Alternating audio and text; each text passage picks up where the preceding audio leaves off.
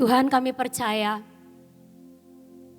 Engkau mau berbicara untuk setiap kami. Kami percaya Roh-Mu yang kudus melayang-layang dan ada di sini.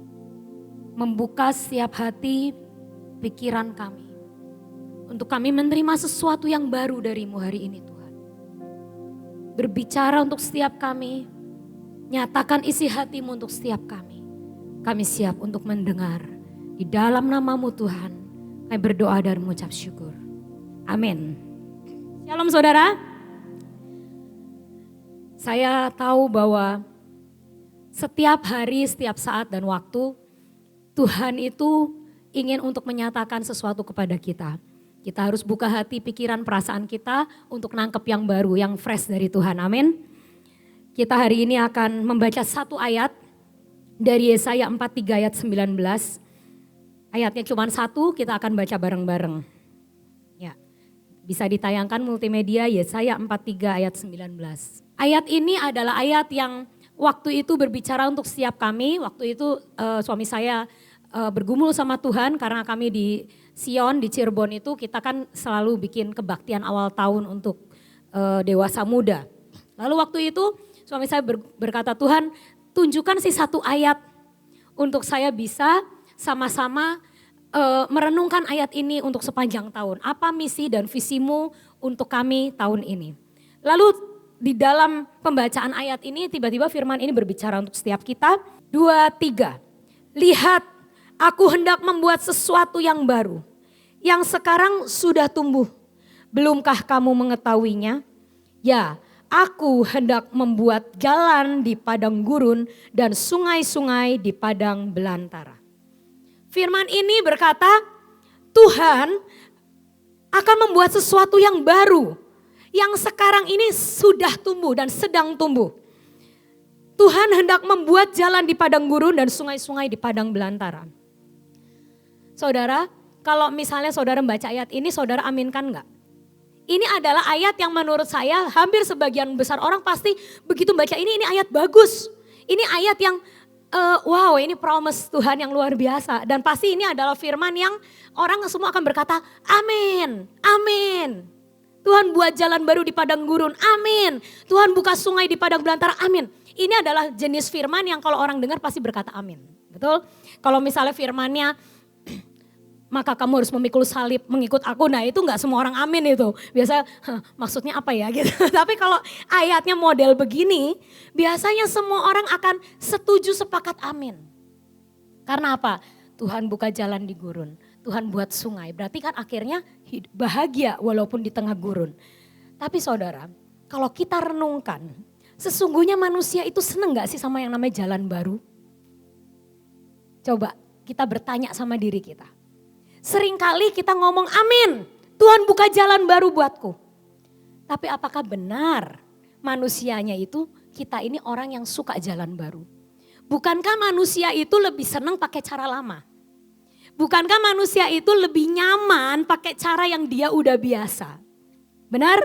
Siapa yang di sini saya pengen selalu baru, cara baru, tantangan baru, visi baru. Biasanya orang sudah suka sama yang lama, yang sudah berjalan dengan kenyamanan, yang sudah oke, mereka akan lebih senang jalanin itu. Tapi Tuhan berkata, sesungguhnya di padang gurun aku akan membuka jalan bagimu. Kita dalam 2 tahun belakangan ini kita nemuin yang namanya padang gurun. Betul? Keadaan dunia, keadaan ekonomi, bahkan keadaan rohani. Waktu itu kita sempat merasakan gurun, yaitu kita gak boleh ibadah sama-sama, kita harus online semuanya. Itu merupakan sebenarnya kekeringan dan padang gurun dalam hidup kita. Dan Tuhan berkata, bukan masalah keadaannya nak, bukan masalah padang gurunnya. Tapi sebenarnya di dalam keadaan yang sulit itu, tetap ada jalan buat engkau dan saya. Tetap ada sungai-sungai, engkau gak akan kekeringan. Tapi masalahnya adalah kita seringkali jadi orang-orang itu gak senang pakai jalan baru itu. Senangnya pakai cara lama, style yang lama, kebiasaan yang lama. Sehingga Tuhan hari ini berkata, ayo buka pikiran, perasaan hati kita. Untuk kita selalu mau menerima yang baru dari Tuhan. Jalan baru yang Tuhan tunjukkan di padang gurun. Sungai-sungai yang Tuhan buat di padang belantara. Itu yang harus kita dapat. Nah, orang yang bisa mencapai tujuan ilahi adalah orang yang senantiasa mau mengikuti akan jalan Tuhan yang baru ini. Seperti bangsa Israel, mereka itu binasanya di mana? Di padang gurun, betul? Mereka di padang gurun tidak bisa mengikuti akan jalan yang baru dari Tuhan. Pikirannya apa bangsa Israel? Mereka selalu ngelihat Mesir. Ya. Tuhan bukakan jalan baru di gurun, mereka dikasih mana setiap hari, mereka dikasih burung puyuh yang merupakan suatu yang spektakuler. Tapi mereka itu malah ngomongnya apa? Aduh, enakan di Mesir. Di Mesir saya bisa makan bawang bombay. Di Mesir saya bisa ketemu bumbu-bumbu ini makanannya gak cuman mana terus. Di Mesir itu loh lebih enak. Di Mesir ini loh begini begitu. Malah mereka ngomongnya di Mesir itu loh saya itu makan gak pakai bayar. Padahal mereka itu bayar pakai tenaga mereka. Mereka diperbudak waktu di Mesir. Tapi mereka bisa gak kerasa tuh kalau mereka diperbudak. Mereka ngerasain malah enakan di Mesir. Padahal Tuhan lagi make a new way buat mereka di gurun. Dan harusnya kalau mereka bisa nikmatin akan jalan baru itu. Akan sungai-sungai yang Tuhan bukakan. Harusnya mereka bisa sampai ke tanah Kanaan. Tapi apa yang mereka lakukan? Mereka lebih senang Mesir.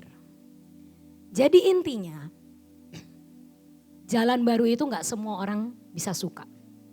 Jalan baru itu gak semudah kata-kata kita bisa nerima. Tapi sekali lagi saya katakan. Hanya orang yang mau ikut jalan Tuhan yang bisa sampai kepada tujuan. Sekarang kita akan buka dulu dari Yunus 4. Beberapa hari yang lalu saya merenungkan tentang Yunus. Dan sungguh nabi yang satu ini itu sebenarnya adalah nabi yang luar biasa. Tidak ada menurut saya nabi di Alkitab yang sekeren Yunus. Kenapa? Musa perlu 40 tahun untuk mempertobatkan bangsa Israel. Dan itu juga gak bertobat saudara. Ya kan? 40 tahun Musa berkata, ayo bertobat, kamu itu jangan tegar tengkuk. Kamu itu jangan ngelawan Tuhan terus. Toh 40 tahun bangsa Israel gak ada yang bertobat. Mati semua di gurun. Yang masuk cuma Yosua dan Kaleb. Tapi yang namanya Nabi Yunus ini, dia sanggup membuat kegerakan rohani dengan satu patah kalimat. Satu kota bertobat. Ada enggak nabi yang sehebat urapannya seperti Nabi Yunus? Dia hanya berkata di tengah-tengah pasar, bertobat kamu semua. Kalau enggak bertobat hari ini juga Tuhan akan jungkir balikan kota ini. Cuman satu kalimat set itu membuat satu kota bertobat, membuat raja sampai rakyat jelata semuanya bertobat dan berpuasa, termasuk lembu sapinya diikutin suruh puasa. Satu kota bertobat termasuk binatang-binatangnya. Hanya dengan satu kata. Tapi yang saya heran, kenapa Yunus ini ceritanya berhenti sampai di ayat pasal keempat. Kenapa yang namanya Yunus yang hebat ini gak dipakai Tuhan lagi? Alasannya adalah ayat yang pertama dari pasal 4 saya bacakan. Tetapi hal itu sangat mengesalkan hati Yunus. Apa yang mengesalkan hati Yunus? Tuhan mengampuni Niniwe. Dan berkatalah ia kepada Tuhan, ya Tuhan, bukankah telah kukatakan ketika aku masih di negeriku, itulah sebabnya maka aku melarikan diri ke Tarsis. Sebab aku tahu bahwa engkau Allah yang pengasih dan penyayang, panjang sabar, berlimpah kasih setia, serta yang menyesal karena malapetaka yang hendak didatangkannya. Jadi sekarang Tuhan, cabutlah kiranya nyawaku, karena lebih baik aku mati daripada hidup. Tetapi firman Tuhan, layakkah engkau marah? Yunus telah keluar meninggalkan kota itu dan tinggal di sebelah timur. Ia mendirikan sebuah pondok dan ia duduk di bawah naungannya, menantikan apa yang akan terjadi di atas kota itu. Lalu atas penentuan Tuhan, tumbuhlah sebatang pohon jarak melampaui kepala Yunus untuk menaunginya agar ia terhibur dari kekesalan hatinya. Yunus sangat bersuka cita karena pohon jarak itu. Tetapi keesokan harinya ketika fajar menyingsing, atas penentuan Allah datanglah seekor ulat yang menggerek pohon jarak itu sehingga layu. Segera sesudah matahari terbit, Maka atas penentuan Allah bertiuplah angin timur yang panas terik sehingga sinar matahari menyakiti kepala Yunus. Lalu rebahlah ia lesu dan berharap supaya mati. Katanya, lebih baik aku mati daripada hidup. Nah, saudara, Yunus ini adalah orang yang tidak bisa mengikuti jalan Tuhan. Walaupun dia penuh urapan, walaupun dia penuh dengan kebangkitan rohani yang luar biasa, dia bisa menyampaikan firman hanya satu kata dan semua orang bertobat di kota itu. Tapi itu gak menjamin seseorang yang hebat seperti itu ngerti hati Tuhan dan jalan bareng Tuhan. Yunus ini adalah contoh orang yang ngeluh kalau ketemu jalan baru. Tuhan ngomong, nah bertobat, biar kota itu bertobat. Dia ngomong, harusnya kalau kota udah sejahat itu Tuhan, hancurin aja, abisin aja. Tuhan ngomong, Yunus, wong kamu sama pohon jarak yang bukan punya kamu aja kamu sayang. Apalagi aku. Tuhan itu waktu itu sedang berusaha mengajari Yunus tentang hatinya. Tuhan tuh lagi berusaha, Yunus, kamu tuh belajar toh ngerti hatiku, cintaku untuk umatku. Wong kamu sama pohon yang bukan punya kamu aja kamu sayang-sayang. Masakan kamu gak ngerti hatiku untuk ngampunin Niniwe. Tapi Yunus ini gak ngerti. Diterangin Tuhan sampai kasih perumpamaan gitu gak ngerti. Lalu Tuhan sengaja besoknya bikin pohon jaraknya layu. Maksud Tuhan apa? Tuhan ngomong, Yunus, waktumu di Niniwe sudah selesai. Kamu harus move on. Kadang di dalam hidup kita ada sesuatu yang Tuhan keringkan. Ada pohon-pohon jarak di hidup kita yang Tuhan coba keringkan. Supaya apa? Supaya kita move on. Supaya kita melangkah dan berkata, Tuhan, what's next? Apa yang selanjutnya yang kau mau lakukan buat aku? Kemana aku harus pergi? Kemana aku harus melangkah? Tapi Yunus berkata apa? Waktu pohon jaraknya dikeringkan dan Tuhan ngomong, ayo bergerak lagi. Yunus berkata, lebih baik aku mati. Dan karena perkataan Yunus inilah, menurut saya destininya selesai sampai di situ. Saya percaya harusnya Tuhan mau melakukan perkara yang lebih dahsyat dalam hidup Yunus. Saya tahu harusnya kisah Yunus ini gak cuma berhenti sampai di pasal 4. Tapi karena dia berkata, Tuhan aku gak mau jalan baru. Aku gak mau ngerti hatimu. Kalau engkau punya pikiran seperti itu bahwa orang harus bertobat, diselamatkan, bla bla, aku gak setuju dengan itu. Bagi aku harusnya kalau yang begini mati semua. Bagi aku harusnya begini. Bagi aku harusnya yang benar seperti ini. Dia gak terima jalan Tuhan. Dia gak terima cara kerja Tuhan. Dia gak terima dan memahamin isi hati yang Tuhan coba curahkan kepada dia.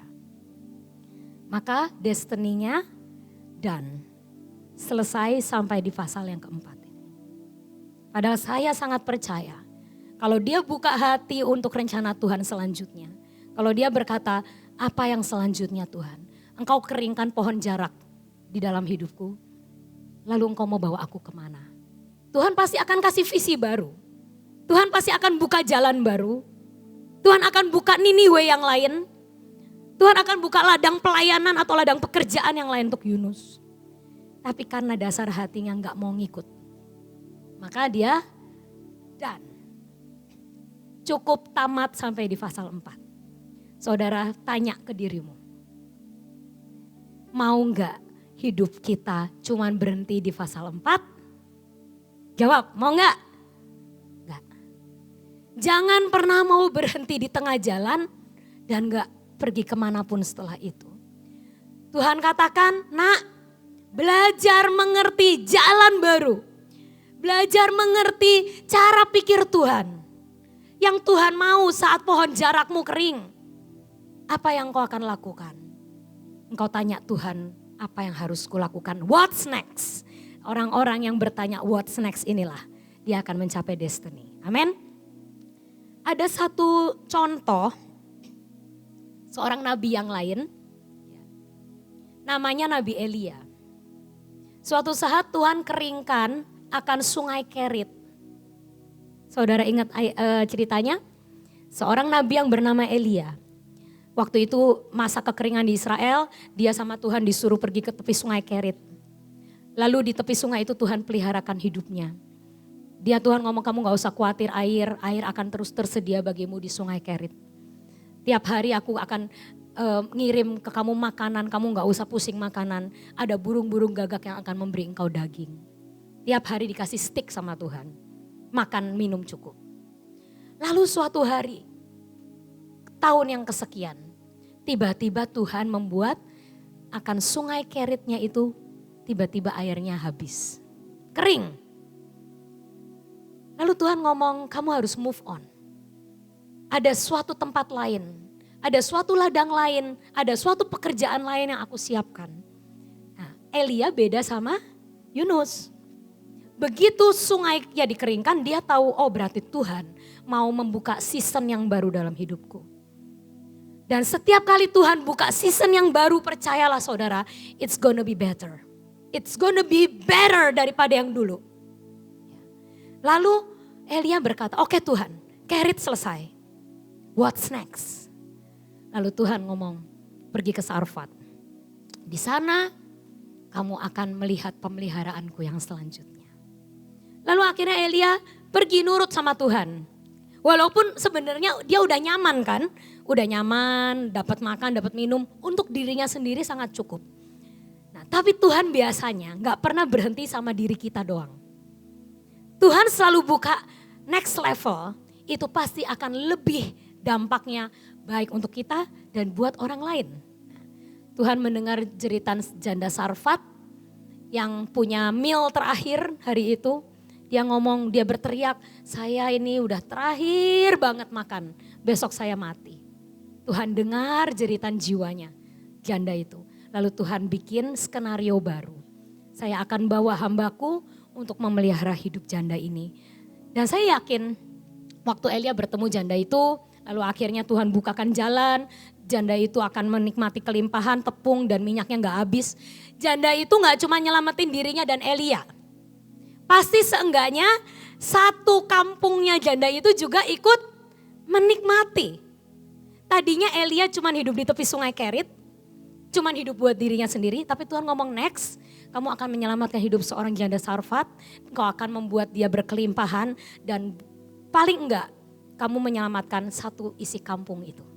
Kamu hidup lebih enak daripada kamu di sungai Kerit. Kenapa? Kalau di sungai Kerit temannya kamu cuma burung gagak. Sekarang di masa kelaparan ini, di masa kekeringan ini kamu terpelihara dan kamu punya teman-teman yang banyak. Kamu memelihara hidup banyak orang. Kamu juga gak ditemenin burung gagak lagi, kamu punya teman beneran manusia. Lebih enak gak saudara? Lebih enak daripada di tepi sungai Kerit. Itu Elia dapatkan karena dia gak protes sama Tuhan saat sungai Keritnya dikeringkan. Nah seringkali dalam hidup kita ini ada hal-hal yang Tuhan coba keringkan. Tiba-tiba yang tadinya baik-baik saja. Yang tadinya oke tiba-tiba agak tergoncang. Satu kata, jangan kepahitan. Saat Tuhan mengeringkan pohon jarak. Saat Tuhan mengeringkan sungai Kerit dalam hidup kita. Satu kata, jangan kecewa. Jangan kepahitan sama Tuhan.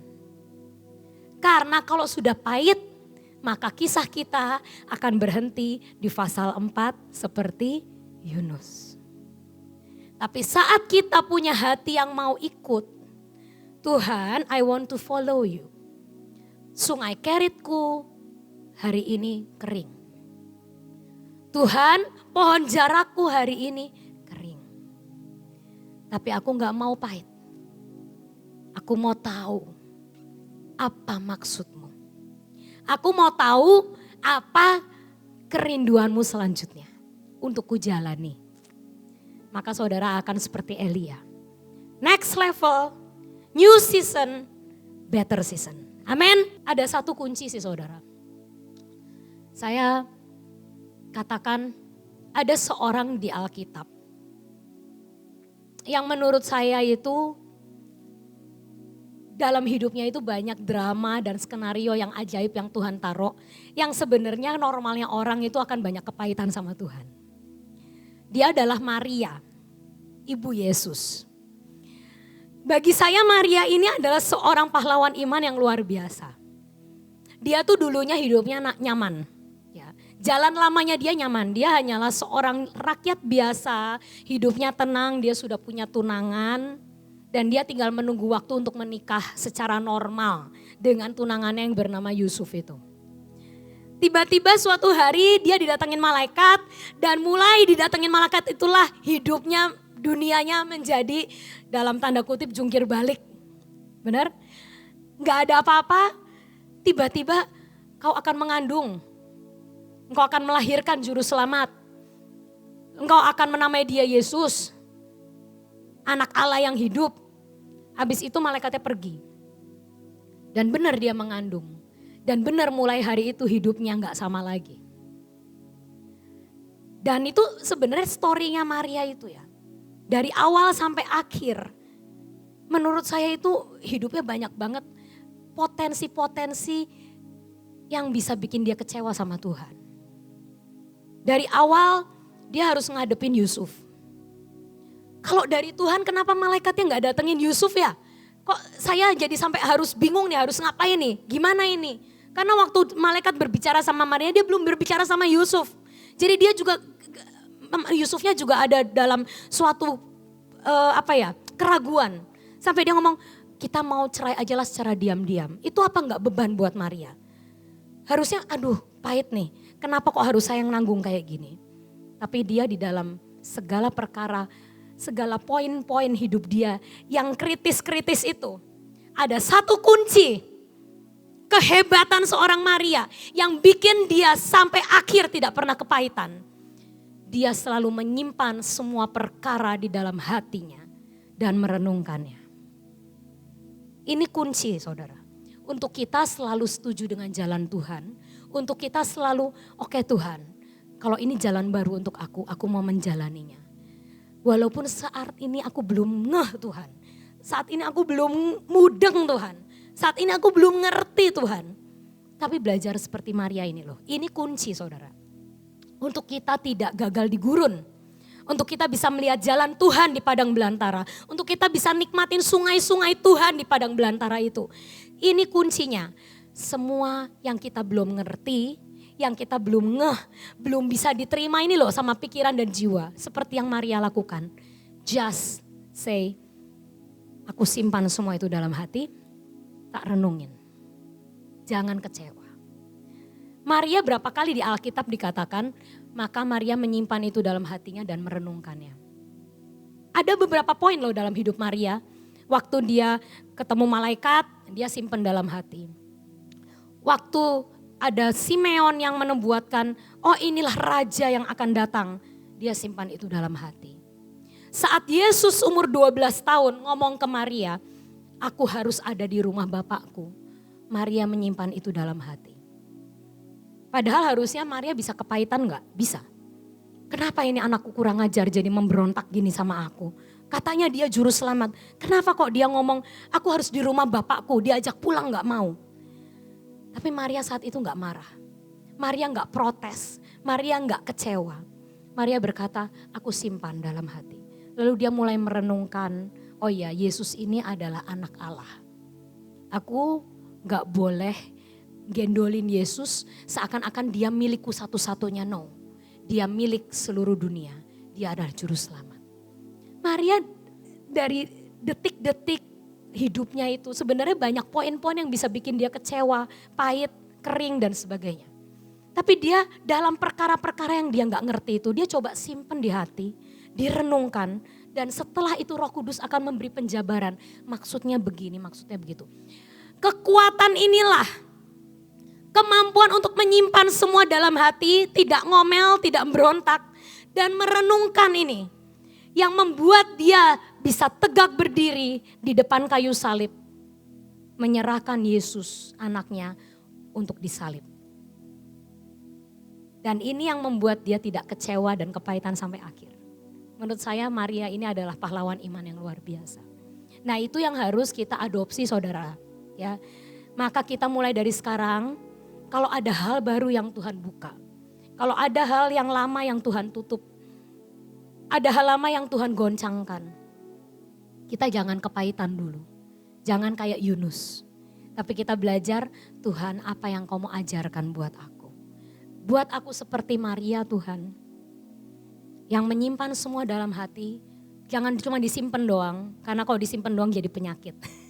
Tapi direnungkan. Apa yang Tuhan mau ajarin supaya aku bisa belajar hatimu. Aku bisa belajar perasaanmu. Aku bisa mengerti maksud Tuhan.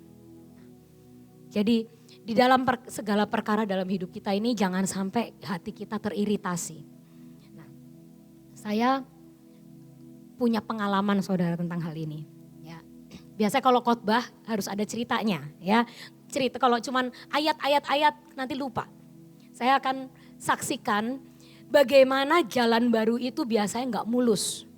Ya, jalan baru itu biasanya kadang ada gelombangnya. Tapi selama kita mau belajar hati Tuhan, itu akan baik-baik saja. Nah, suatu hari ceritanya bermula di Semarang saudara. Saya 4 tahun yang lalu, saya dan Freddy itu tiba-tiba didatengin sama temannya Freddy. Ya, sebenarnya kita nggak terlalu kenal baik, tapi kita kenal gitu. Kenal, nah terus orang ini tiba-tiba mengundang kami ke Semarang. Ya, lalu dia ngomong ke Freddy, ke saya mau tunjukin kamu suatu prospek usaha yang baru.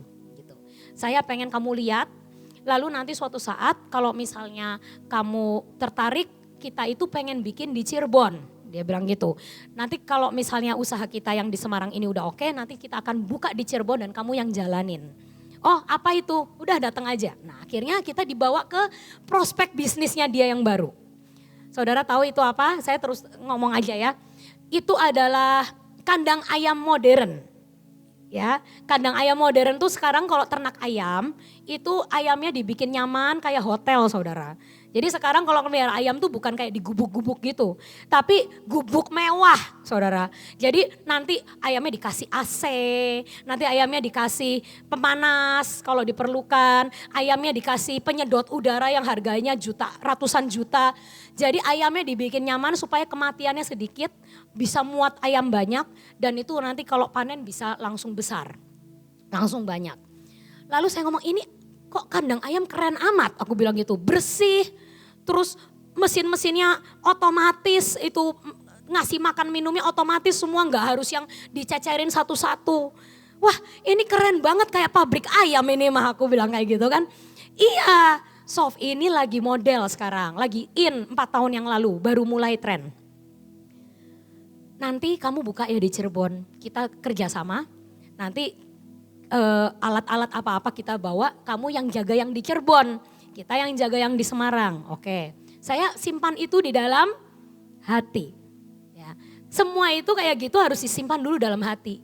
Ya, jangan istilahnya langsung masa sih kayak gini, langsung gak belajar kayak Maria. Semuanya dimasukin simpen dulu dalam hati, digumulkan sama Tuhan. Tuhan maumu apa? Singkat cerita berbulan-bulan setelah dia nunjukin itu, gak ada kabarnya. Lalu akhirnya saya ngomong ke Freddy, itu yang kandang ayam yang di sana katanya mau cari tanah di Cirebon. Yuk tanyain gimana kelanjutannya. Setelah ditanyain ternyata mereka gak jadi. Mereka gak jadi buka di Cirebon, mereka mungkin mau fokus sama yang di Semarang aja atau mungkin mereka mau buka di kota lain. Waktu itu saya nggak jadi buka. Gimana sih ini maksud Tuhan? Nggak. Tiba-tiba saya tuh di dalam hati ini berkata, saya ngomong ke Freddy, kalau Tuhan sudah menunjukkan kepada kita, padahal kita nggak minta ditunjukin, itu berarti dia punya maksud. Tapi kita cuman belum ngerti jalannya, belum ngerti arahnya harus kemana. Tapi aku percaya kalau Tuhan udah tunjukin, one day mungkin kita akan harus menjalani itu. Tapi kita gak usah keburu-buru. Kita tunggu aja jalan Tuhan. Seperti Maria, tungguin aja Tuhan maunya gimana. Jangan kecewa, jangan kepahitan, jangan berasa ya cuma diiming-iming doang kagak dapet gua. Enggak. Tapi punya hati yang what's next? Aku tunggu Tuhan. Udah sampai itu bertahun-tahun kita gak pernah pergumulkan, aku cuman ngomong dari awal, kalau Tuhan tunjukin, itu artinya dia mau kita belajar tentang itu. Tuhan berarti mau kita tahu tentang itu dan udah kita simpen dalam hati aja. Seperti Maria simpen dalam hati, nanti Tuhan akan kasih tahu what's next. Tapi bukan sekarang, jangan pakai usaha manusia. Jangan pakai kekuatan manusia untuk ayo cari tahu, ayo bikin, no. Karena kalau kayak gitu nanti kejeduk tembok, saudara. Ya. Nah, akhirnya sejalan dengan waktu ya udah kita santai, kita nggak pernah memikirkan itu karena kita juga punya usaha furniture interior, jadi kita udah jalanin aja kerjaan kita yang biasa. Sampai suatu hari Ibu Nani itu dapat firman memasuki pandemi. Sebelum masuk pandemi ya, 2 tahun setengah yang lalu. Tiba-tiba dia ngomong, nanti ke depan saya nggak tahu apa yang akan terjadi.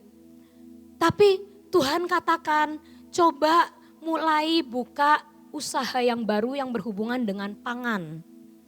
Peternakankah, pertaniankah, saya nggak ngerti kata Bu Nani. Tapi Tuhan ngomong nanti ke depan itu pangan akan sangat sulit. Sehingga Tuhan ngomong mulai kalau kamu mulai punya prospek-prospek, coba lihat apa yang berhubungan dengan pangan. Nah, lalu saya itu begitu Ibu Nani ngomong gitu, celing yang di dalam ini timbul. Padahal udah lama gak dipikirin saudara. Saya jadi ingat, pangan ya. Itu kan 3-4 tahun yang lalu tuh Tuhan pernah nunjukin kepada saya tentang ayam itu loh.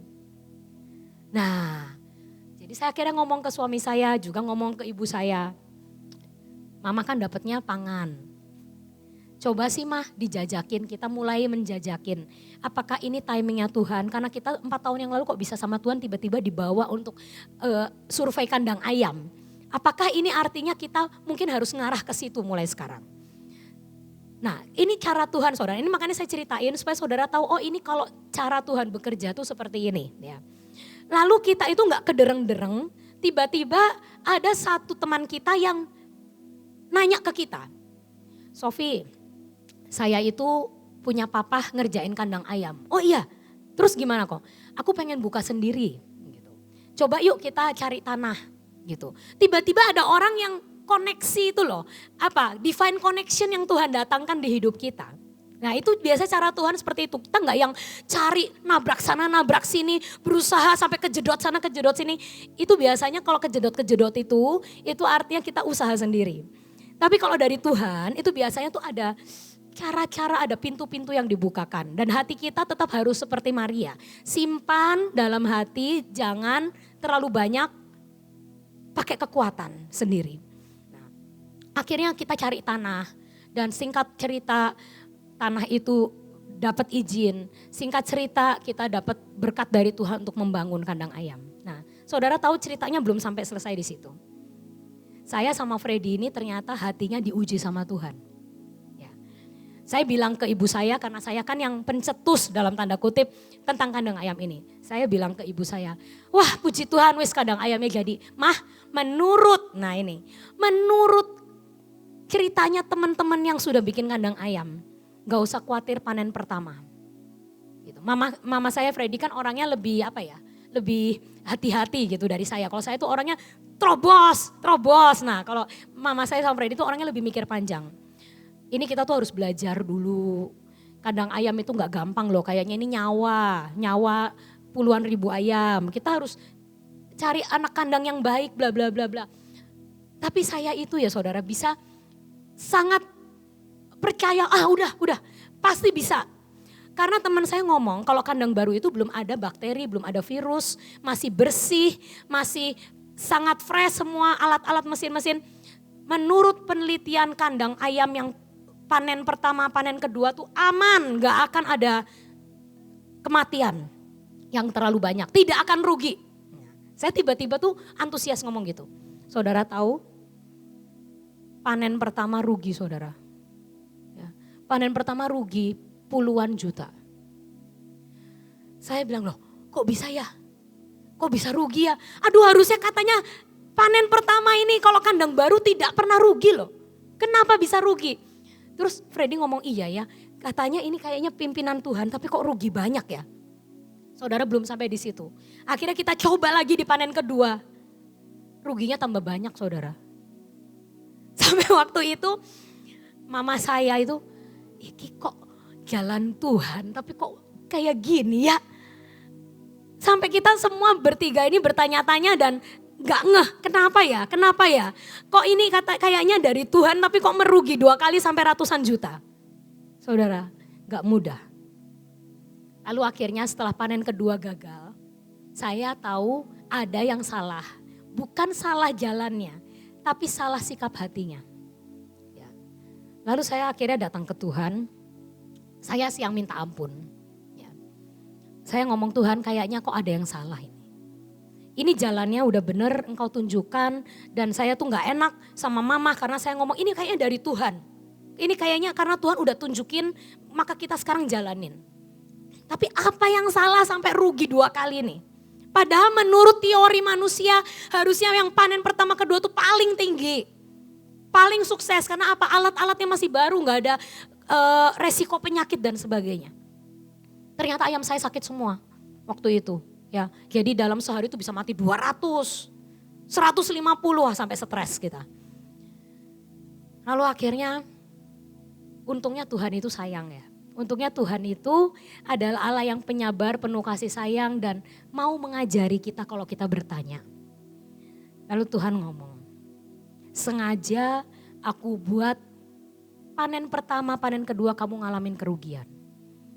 Karena Tuhan pengen menegaskan kepada kamu bahwa setiap langkah yang kau ambil di dalam jalan baru ini, itu bukan karena kekuatan. Itu bukan karena jerih payah kepandaianmu.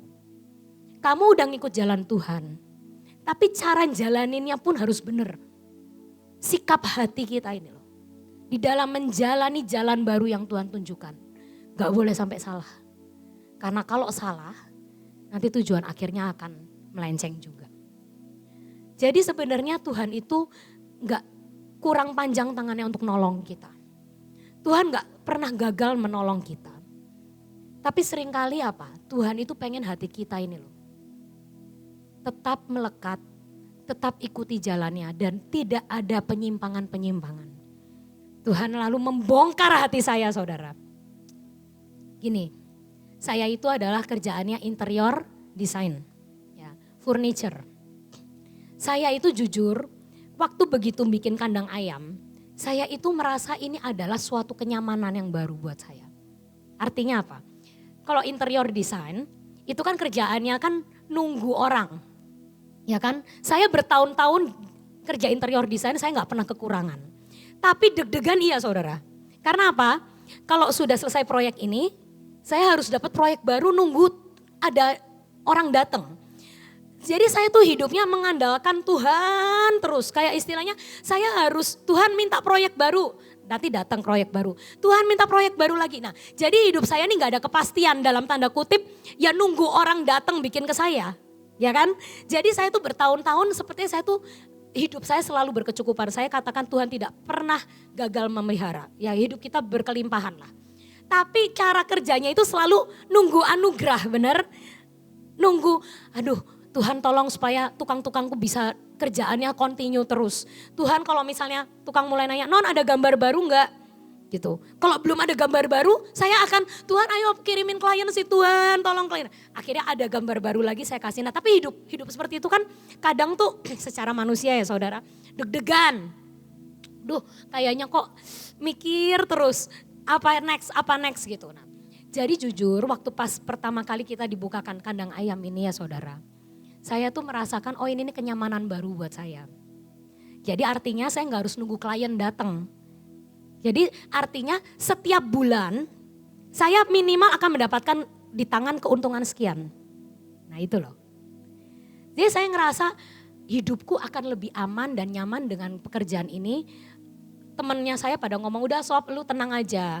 Yang kerja anak buah kandang, asal kandang lu bener, anak buah kandang bener. Minimal sekian akan kamu terima di tangan tiap bulan. Bersih. Wah teman-teman kan, teman bisnis kan sukanya ngomongnya gede kan. Tenang sob. Kalau kamu udah punya kandang bagus, ABK anak buah kandang bagus. Minimal sekian di tangan tiap bulan net. Itu ya saudara ternyata bisa mengiritasi hati kita loh. Yang seperti itu. Sampai saya itu dibongkar sama Tuhan. Dan Tuhan ngomong bener gak di hati kamu Saat aku buka jalan baru, ternyata jalan baru itu menjadi berhala untuk kamu. Ternyata jalan baru itu bikin kamu ngerasa I don't need God anymore. Aku dapat sekian tiap bulan dan itu merupakan suatu kenyamanan buat aku. Aku gak usah deg-degan lagi. Aku gak usah khawatir lagi dapat klien apa enggak. Saya bahkan ngomong gampang nanti kalau udah punya ini ya. Setiap bulan udah dapat segini. Wis interior furniture mah. Dapat klien gak dapat klien saya santai. Saya dalam hati saya ya jahat loh saudara. Bisa berpikir seperti itu. Jadi di dalam hidup kita ini ada poin-poin yang dimana Tuhan berkatin. Tapi kita juga harus waspada untuk kita itu cek-recek sama hati kita ini. Jangan sampai jalan baru yang Tuhan tawarkan itu juga menyesatkan kita. Ya.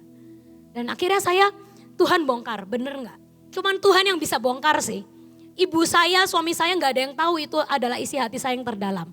Dan saya sendiri kurang menyadarinya waktu itu. Saya cuma ngerasa interior tuh kerjaannya ya deg-degan terus. Sekali waktu tukang udah selesai kerja, udah setting. Lalu saya masih harus minta Tuhan bikin proyek baru supaya tukangku bisa continue kerjaannya. Karena kalau enggak mereka juga gak bisa makan bla bla bla. Kayaknya kok kerja hidup kayak gitu kok deg-degan terus gitu. Tapi Tuhan ngomong lah itu yang benar. Kalau kamu udah ngerasa you don't need God anymore, kamu gak perlu Tuhan lagi, udah semua aman, semua baik, semua sejahtera, semuanya itu kamu gak perlu Tuhan, itu justru yang bahaya. Tuhan ngomong gitu. Dan Tuhan buktikan di awal semua teori manusia tentang panen pertama, kedua kandang ayam tidak pernah gagal. Dihancurin sama Tuhan. Supaya apa? Supaya saya balik. Supaya saya ngerti posisi saya. Dalam kondisi apapun, dalam jalan apapun, dalam pekerjaan apapun. Saya tidak bisa tidak harus ngandelin Tuhan. Jadi akhirnya saya ngomong oke Tuhan, oke. Jadi saya ini tahu salah saya di mana. Lalu saya akhirnya bertobat dan ngomong ke Freddy dan ke Mama. Mah, saya dikasih tahu Tuhan, penjabaran kenapa ini gagal. Saya salah, motivasi saya salah. Ini saya tahu ini jalan Tuhan. Tapi ternyata jalan yang baru ini menjadi berhala. Wah udah jalan baru ini santai. Hidup saya sekarang terjamin. Tidak usah deg-degan lagi tiap bulan. Setiap bulan pasti ada uang sekian di tabungan. Itu menurut Tuhan itu kejijian. Tuhan lebih senang kita ngandelin dia daripada dengan pekerjaan yang baru, dengan ladang yang baru bikin kita jadi jauh dari Tuhan dan ngerasa gak perlu lagi. Tuhan bongkar bangkir pikiran saya itu. Tuhan bongkar bangkir kedegilan hati saya itu. Dan akhirnya Freddy ngomong bertobat non, kalau enggak rugi terus kita gitu ya. Ya saudara ya, kalau misalnya ada yang salah cepat bertobat. Kalau enggak cepat bertobat nanti merugi terus saudara ya. Akhirnya saya ngomong Tuhan ampuni. Sekarang saya sadar sesadar-sadarnya. Berapapun kandang yang kita punya, berapapun semua fasilitas yang kita sediakan, berapapun usaha yang kita taruh di satu tempat. Tapi kalau gak ada campur tangan-Mu Tuhan, itu semuanya bisa sia-sia dan gagal. Dan saya gak mau ngandelin loh Tuhan, hidupku adalah karena pemeliharaan-Mu. Nah itu motivasi hatinya dibenerin saudara. Lalu akhirnya setelah itu saya bertobat. Kalau Freddy sama Mama saya rasa mereka hatinya baik-baik saja. Cuman saya yang salah. Nah, jadi akhirnya setelah saya bertobat, kita akhirnya berdoa lagi. Tuhan biar panen ketiga ini Tuhan jangan sampai gagal. Nah akhirnya setelah saya bertobat, setelah saya menyadari bahwa semua usaha itu adalah anugerah Tuhan dan kita tidak bisa apa-apa tanpa Tuhan. Akhirnya yang ketiga sampai yang hari ini fine. Ya. Jadi saudara, hati kita ini perlu dijaga sih. Jangan kepahitan, jangan salah di hadapan Tuhan. Saya rasa kita butuh seperti Maria. Kalau ada sesuatu yang Tuhan bukakan pada kita, ada sesuatu jalan baru yang Tuhan mau tuntun kita melaluinya. Jangan menolak, jangan kecewa. Maria waktu pas dia belum mengerti, waktu dia belum ngeh sama apa yang Tuhan mau dalam hidupnya. di dalam kebingungannya, di dalam kebimbangannya, sampai dia sekali waktu dia gak kuat, dia cuma datang ke Elisabet. Ini adalah pelajaran yang baik untuk khususnya para wanita di sini. Saat ada tekanan dalam hidupmu, saat ada pergumulan yang berat, engkau simpan dalam hati, engkau renungkan. Tapi seringkali itu gak cukup, butuh sharing. Seperti Maria, jangan sharing ke orang yang salah. Karena seringkali kalau kita sharing beban kita, pikiran kegalauan kita sama orang yang salah, itu meruntuhkan iman, saudara. Meruntuhkan iman gimana? Belum tentu orang itu bisa memberi nasihat yang baik yang membuat kita jadi waras. Yang ada, gila lu, hamil di luar nikah lu. Itu. Coba kalau Maria datangnya gak kayak Elisabet. Lu hamil di luar nikah, terus gimana ngomong ke Yusufnya? Wah, itu Maria bisa hancur imannya. Tapi dia datang ke siapa? Dia datang ke orang yang tepat. Dia datang ke Elisabet. Dan yang lucunya waktu pas dia nongol di depan Elisabet, langsung dapat konfirmasi dari Tuhan. Elisabet ngomong, siapa aku ini sampai ibu Tuhanku datang kepadaku. Jadi Maria begitu datang, belum sempat ngomong ke Elisabet, belum sempat curhat, dia udah dapat konfirmasi. Orang ini langsung menguatkan Maria dan berkata, oh berarti ini benar dari Tuhan. Dan saya harus menjalaninya, menanggungnya. Jadi kita juga harus tahu ya, di dalam kehidupan ini jangan sampai hati kita teriritasi oleh keadaan. Tetap kita punya Tuhan yang besar, yang gak pernah gagal. Nah tapi kita imannya itu harus bersepakat sama Tuhan. Di dalam menjalani hal yang baru, di dalam Tuhan membukakan perkara yang baru, iman kita bersepakat. Jangan kita berhenti seperti Yunus, gak mau sepakat lagi sama Tuhan. Tapi kita harus seperti Elia, yang selalu tahu tuntunan Tuhan langkah demi langkah. Amin.